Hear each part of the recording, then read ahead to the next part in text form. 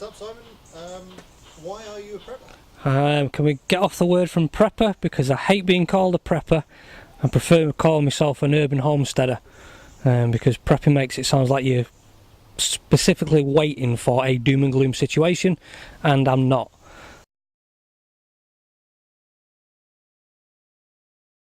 So Chris, tell us why you are a prepper, or do you class yourself as a prepper? I don't class myself as a prepper, no. I don't think the term prepper accurately. I don't think the word is accurate in what I do. There was a chap in America called Yankee Prepper, and he was one of the first ones who actually coined the phrase a prepper.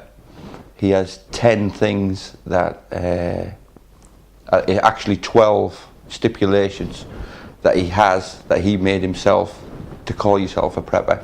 I think I only count for about 8, so no, I wouldn't count myself as a prepper. Because one of the terms being used now is homesteader. I wouldn't class myself as a homesteader because I tried gardening last year and failed miserably. I'm going to try again next year, but I can't call myself a homesteader at the moment. Well, you put in levels of preparedness in case of eventuality? Yeah, that's all I've done, yeah, put in levels of preparedness. If that makes me a prepper, then that's what I am. My name is Roy. I'm a prepper as such. And the reason I became a prepper was so that I could take care of my family in times of crisis. So what actually brought you to the idea of becoming a prepper? What was the main impetus? Well, being ex-military, we tried to always be prepared anyway, so the most loving thing a person can do for his family is to be prepared for pretty much any eventuality. So that's my reason for doing it.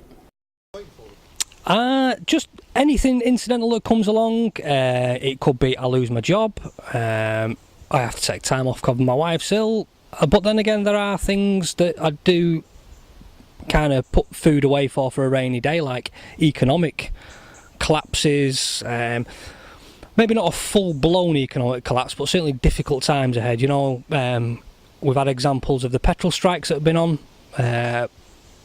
Somebody made a little mistake saying the petrol strike was going to go on. Everybody panicked and started running around like headless chickens, you know, going to the shop, buying food, ramming a car full of petrol. Not me, because I was already had stuff put away for that rainy day, so I didn't have to bother. So why do you prepare? What is your interest within this, the whole realm of preparedness? When I first started, which wasn't that long ago really, even though I was interested in it and I used to watch all the videos and obviously, you know, used to listen to you all the time. When I actually started, I wasn't too sure about it. But my preps I've used many times. The car needed insured. Rather than pay it up monthly, I wanted to pay it off straight away. Because I had everything I needed there, I didn't have to buy any shopping in for a couple of weeks, so that gave me a little bit extra to put towards that.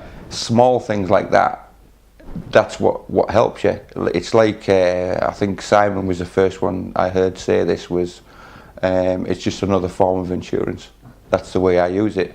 And I use it many different ways, you know. So you don't believe in one giant catastrophe, you use your preparedness day to day as a physical form of insurance? That's it. That's exactly it. Do you have a main key? Is there one thing that you're fearful of more than anything else? Not really. I mean, in today's present climate, you could say anything's going to happen. Social collapse, there could be an EMP, there's problems with the sun, you know. There's all kinds of things that could happen. What I learned during some situations down in Florida when I worked down there as a rail officer, you need to be ready for anything, like a hurricane, Hurricane Katrina. You know, these are all things that you need to be ready for. And most of the people in southern Florida in the United States, they have stuff that could probably take them to 3 days to a week just at home in their, cupboards. So how long have you been doing this? Seriously, for probably about 3 years, but kind of always had an interest in the type of lifestyle of being able to be more sufficient than relying on others. So even though I didn't have lots of food stored away, or I didn't can, I could certainly go away into the wilderness and look after myself pretty well, and probably a couple of other people that wanted to come along with me as well. So you're not waiting for doomsday? No, not really. You don't believe in doomsday? I like looking at history and the fall of the Roman Empire after the First World War and before with the Depression and that. For those people, that would have been a doomsday. We've had doomsdays come and go many, many times. I vaguely remember in the 70s with all the strikes and only having electricity for 3 days a week.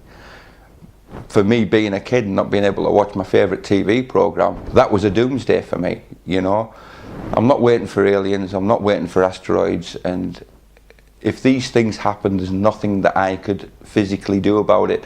A few cans of beans is not going to help me against aliens unless they don't like beans.